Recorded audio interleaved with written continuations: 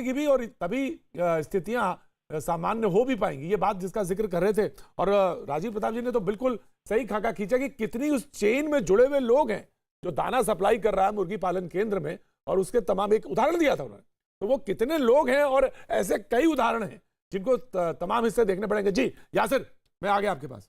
जी जी जी प्रतीक जी, मांग मैं करना चाह रहा था।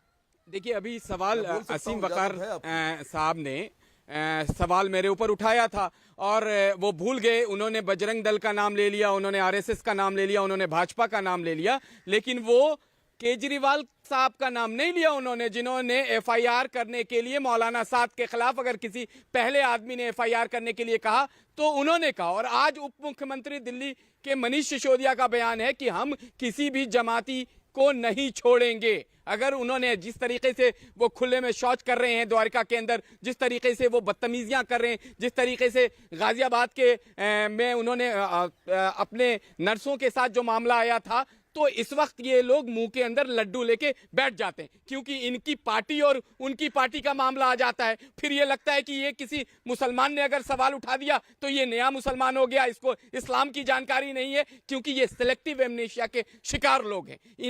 इन्हें इस तरह से सवाल नहीं करना, इन्हें अटैक करना है सिर्फ मौजूदा सरकार, इन्हें अटैक करना है बेवजह के आरएसएस। बिल्कुल बिल्कुल, मैं संजीव आ रहा हूं, संजीव आ रहा हूं, मैं आपके पास आ रहा हूं। संजीव पूछ लीजिए कि अगर आप बिल्कुल संजीव आ रहा है, वकार साहब, अगर आप इस्लाम को जानते हैं तो बताइए कि सूरह रहमान इन्हें याद है कि नहीं है, ये नहीं बता पाएंगे। पांचवा कलमा क्या होता है ये नहीं बता पाएंगे। ये जो बेसिक 5 अरकान है असीम वकार बता नहीं पाएंगे। लेकिन इनसे अगर सवाल कर दीजिए तो ये अल्लाह मियां के सिपाही बन के खड़े हो जाएंगे। और यासिर जिलानी ने अगर सवाल कर दिया तो ये गाली देते हैं, बेहुदा कह देते हैं नेशनल मीडिया के सामने। ये हिंदुस्तान देख रहा है, और आप जैसे लोगों की कलई डेली खुल रही है, क्योंकि आप सिलेक्टिव होके सवाल करने से करते हैं, और आप डरते हैं कि अगर आप जमात को फेवर नहीं करेंगे, जमात ने जी अब सुन लेते हैं असीम वकार साहब, सैयद असीम वकार साहब। अभी लोग अपने घरों में छुपे बैठे हैं, ठीक है, इलाकों में बैठे हैं, अपने सूबों में बैठे हैं और बाहर निकल नहीं रहे।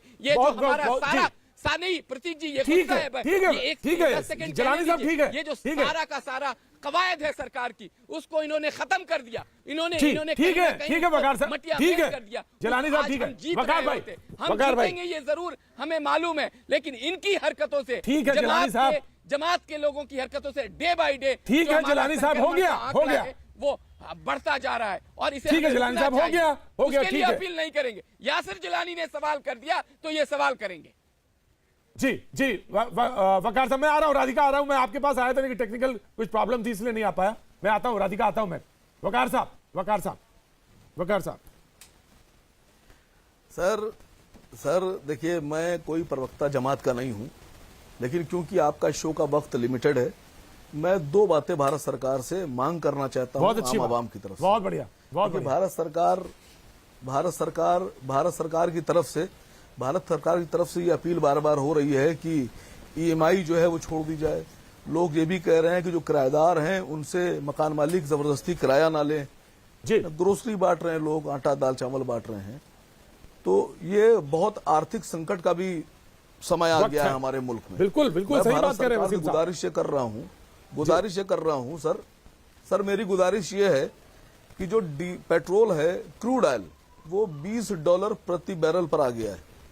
तो अब तो लिल्लाह के वास्ते आप तेल का दाम घटा के 35 रुपए कर दीजिए, जनता को थोड़ा सा सुकून मिलेगा।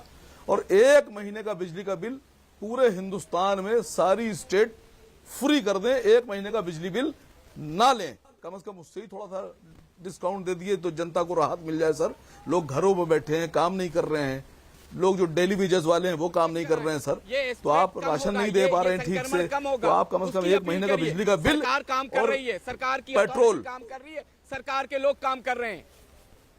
जी मैं